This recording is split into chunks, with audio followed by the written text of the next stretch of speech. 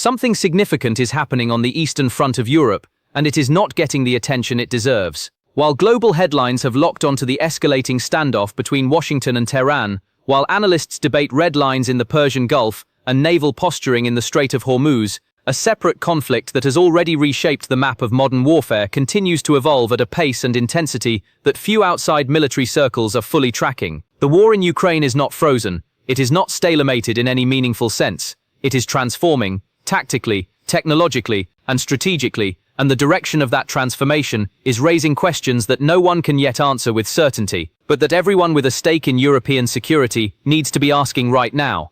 The central question is not whether Ukraine is fighting back. The evidence strongly suggests it is, and doing so with increasing sophistication. The central question is whether what is happening on Ukrainian-controlled and Russian-controlled territory in the early months of 2026 represents a genuine, durable shift in battlefield momentum, or whether it is a temporary intensification that will be absorbed, compensated for, and ultimately neutralized by a larger, better-resourced adversary. That question does not have a clean answer today, but the signals coming from the front, from independent analysts, and from observable patterns of Russian behavior are pointing towards something more significant than a routine escalation cycle. To understand why, you need to look not just at what is being struck, but at what is being targeted, how those targets are being selected, and what the logic behind the targeting reveals about Ukrainian strategic thinking in this phase of the war.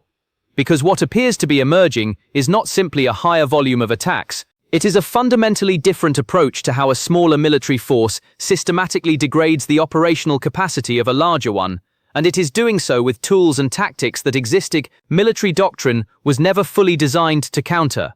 Let us begin with the numbers, and let us be precise about what those numbers mean and what they do not.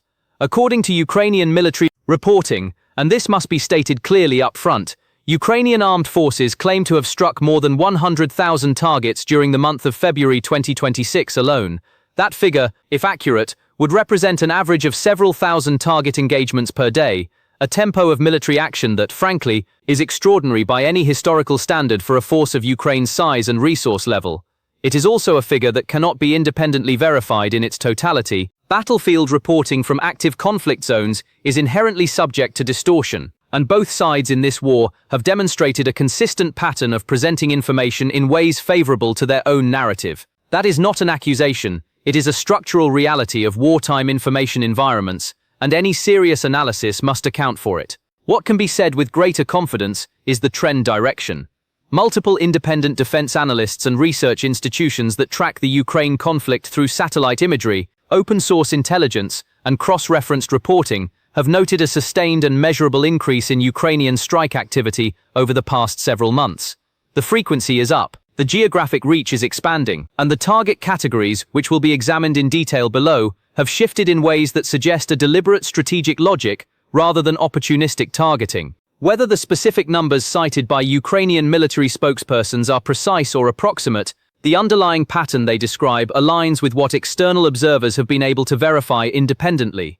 That convergence matters. Now let us talk about the tool that is making this possible, because it is impossible to understand the current phase of this war without understanding what unmanned aerial vehicles, drones, have done to the nature of tactical and operational warfare. This is not new information. The role of drones in the Ukraine conflict has been widely documented since at least 2022, but what is happening now represents a qualitative leap beyond the earlier phases of drone warfare that analysts observed in the first 2 years of the conflict.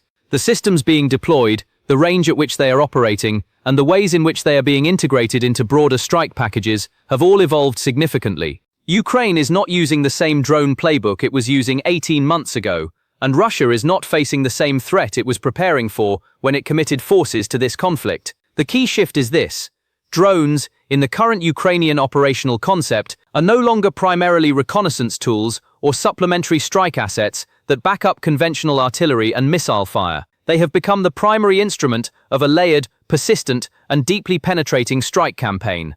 Small first-person view drones, the kind that cost a fraction of what a conventional artillery shell costs, are being used in swarms and coordinated formations to engage targets that would previously have required expensive precision munitions or high-risk manned aircraft operations. Larger, longer-range systems, some of which have now demonstrated the ability to reach targets deep inside Russian territory, are being used to strike infrastructure logistics nodes, and military installations that were previously considered well outside the range of meaningful Ukrainian threat. And the strategic value of this combination, cheap, fast, high-volume, low-cost drones working in concert with longer-range precision strike assets, is fundamentally altering the cost calculus of the war. Here is why that matters in concrete terms. In conventional military economics, the attacker has to invest more resources to destroy a target than the defender invested to build and defend it. That asymmetry historically favors the defender with greater resources, which in this conflict has generally meant Russia. But when the attacking tool costs a few hundred or a few $1,000s, and the target being destroyed costs millions, an armored vehicle, a radar station, an ammunition depot, the economic equation shifts. The attacker can sustain a higher rate of engagement for the same expenditure. The defender is forced to either absorb losses at an accelerating rate or divert significant resources to defending against a threat that, by its nature, is extremely difficult to defend against comprehensively. You cannot build enough air defense to shoot down every inexpensive drone. The math does not work. Ukraine appears to have internalized this logic more completely than at any previous stage of the war. But the tactical evolution goes beyond simply deploying more drones at a higher frequency. What is particularly significant, and what deserves careful attention, is the emerging pattern of targeting not just hardware, but the human and organizational infrastructure that makes hardware effective.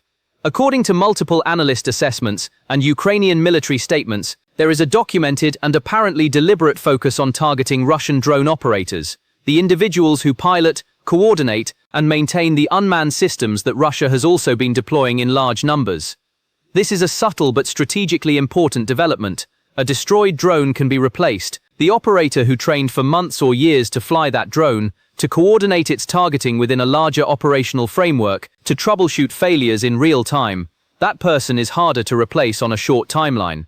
By targeting the human nodes of the Russian drone warfare network, rather than just the hardware endpoints, Ukraine is attempting to degrade not just capability, but capacity, the ability to regenerate that capability over time. This represents a genuinely asymmetric approach to the problem of fighting a larger adversary. It is not about winning individual engagements, it is about systematically reducing the operational effectiveness of the entire system in ways that compound over time. Each operator who is removed from the battlefield is a gap in the network. Each training pipeline that struggles to replace casualties faster than they are being inflicted is a long-term constraint on Russia's ability to maintain its current tempo of drone operations. Whether Ukraine is succeeding in this objective, and to what degree, is genuinely difficult to assess from the outside. But the logic of the approach is sound, and the fact that it appears to be a deliberate strategic choice, rather than an incidental outcome, tells you something important about the sophistication of Ukrainian operational planning in this phase of the conflict. The second major targeting category that demands attention is Russian air defense infrastructure. Reports, again, carrying the appropriate caveat that independent verification is partial, indicate that Ukrainian strike operations have successfully engaged multiple Russian air defense systems, including reported strikes against S-300 batteries and Tora missile systems in various operational areas. This is not simply a military achievement to be catalogued alongside other tactical successes. It has systemic implications that reach far beyond the immediate local environment of each strike. Air defense systems serve a dual purpose in modern warfare. They protect the troops and installations in their immediate vicinity, and they create a protective canopy under which other military operations can be conducted with reduced risk from aerial attack. When those systems are degraded, when coverage gaps appear in the layered air defense network that Russia has constructed over its occupied territories and adjacent operational areas, the consequences ripple outward. Areas that were previously protected by the presence of functional air defense systems become vulnerable. Supply routes that could previously be used with reasonable confidence of protection from air attack become contested. Command posts, logistics facilities, and forward operating bases that were sited partly on the assumption of air defense coverage have to be reassessed. In military terms, degrading the adversary's air defense is not just about the system you destroyed. It is about the behavioral changes and operational constraints that the threat of future destruction imposes across the entire theater.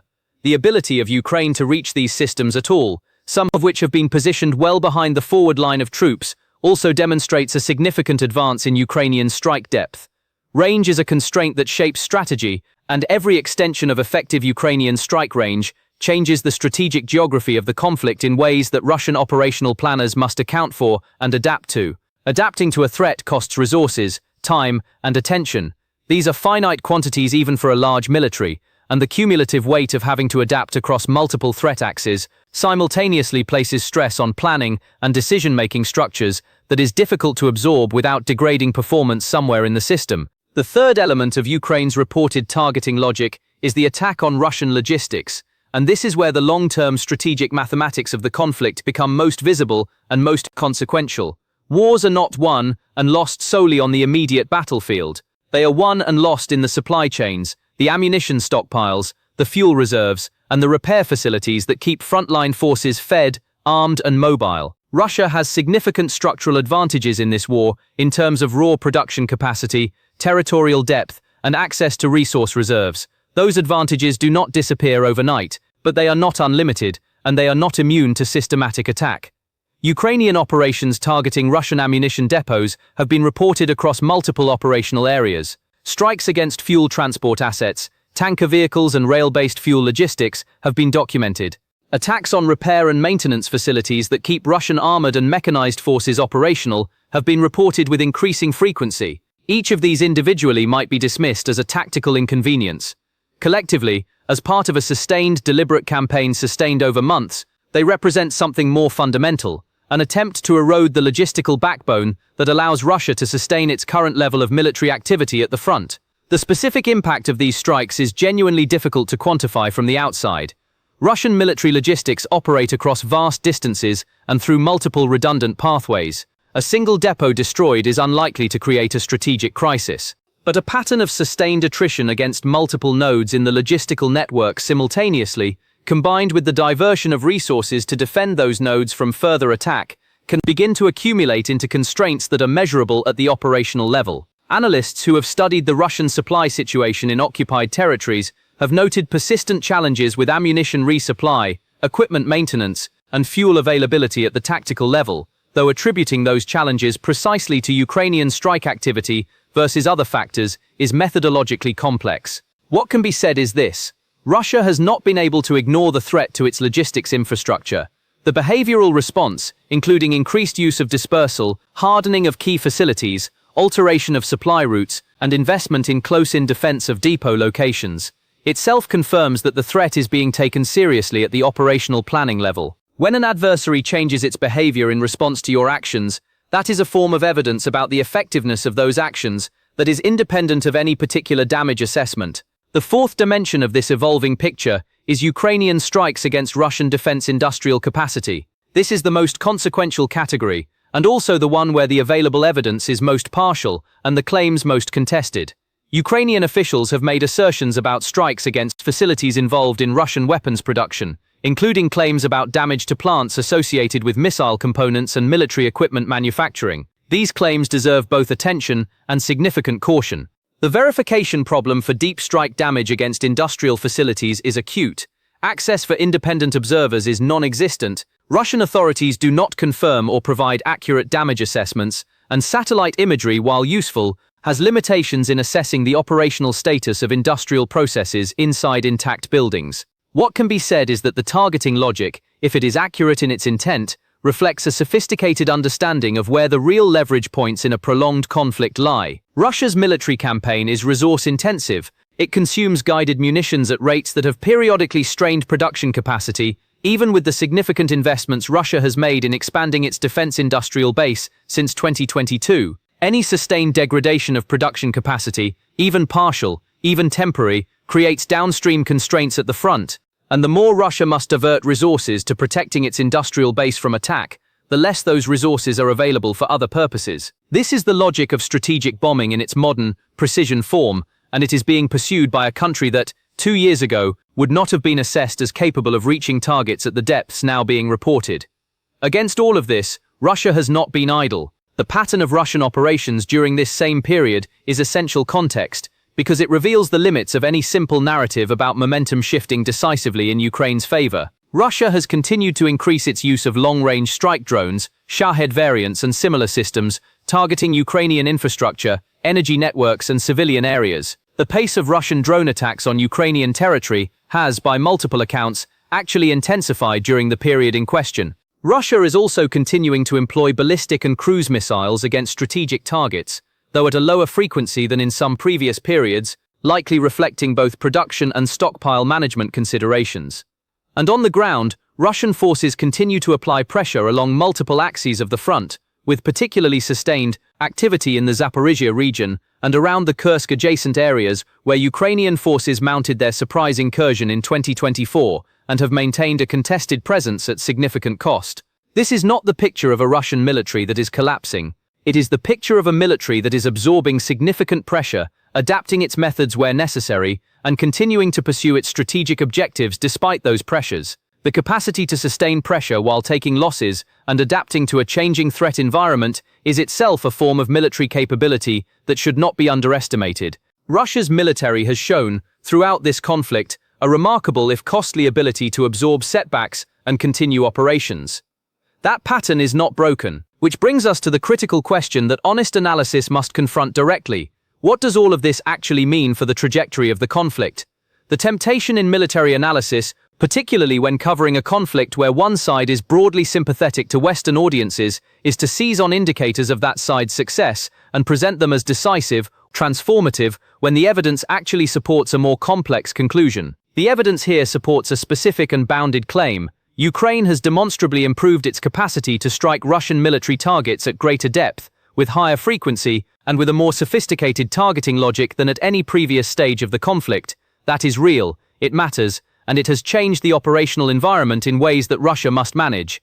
What it does not yet support is a claim that the overall balance of the conflict has shifted decisively in Ukraine's favor, that Russian operational capacity is approaching a critical threshold of failure, or that a strategic turning point is imminent. The factors that have defined this conflict from its early stages, Russia's depth of resources, its willingness to absorb casualties at rates that democratic publics would find politically unsustainable, its geographic advantages in terms of internal lines of communication, and its structural industrial capacity even under sanction pressure, remain real.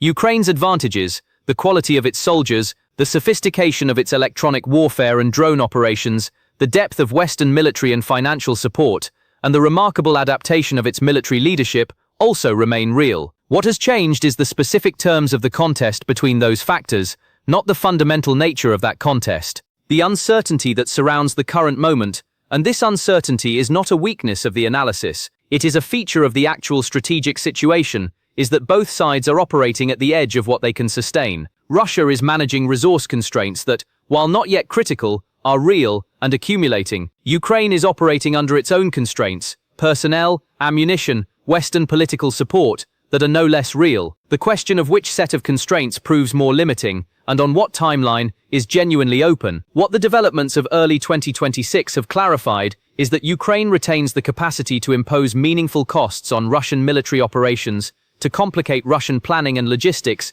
and to keep the strategic situation sufficiently dynamic that a simple Russian victory through attrition cannot be taken for granted. That is a significant strategic achievement for a country in Ukraine's position. It is not yet a guarantee of a fundamentally different outcome. The signals to watch in the coming weeks and months are specific. First, the rate at which Russia can reconstitute damaged air defense systems and logistics infrastructure. A high reconstitution rate would suggest the Ukrainian strike campaign, while imposing costs, is not creating cumulative strategic effect.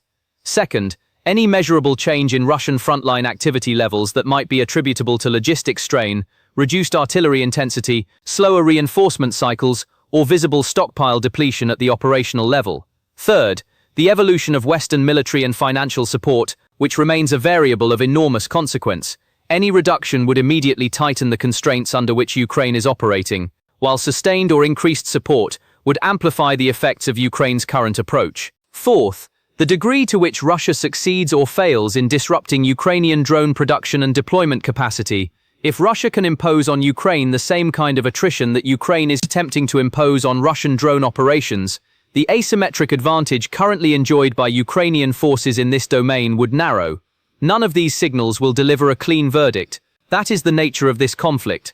It does not resolve neatly. It does not produce decisive moments that announce themselves. It unfolds through the accumulation of pressures, the erosion of capacities, and the exhaustion of options, on both sides, at different rates, in different domains.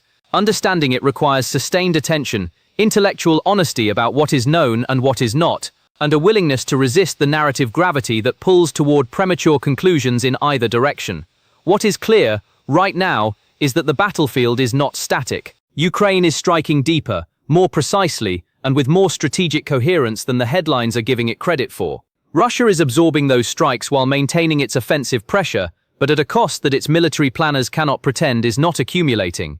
The gap between Russia's public confidence and its observable operational constraints is one of the most important data points in the entire conflict, and watching how that gap evolves in the months ahead may tell us more about where this war is actually heading than any single military action will. Stay informed, stay skeptical, and watch the systems, not just the headlines. This report is based on observable developments and strategic analysis, with some details still evolving as events continue to unfold.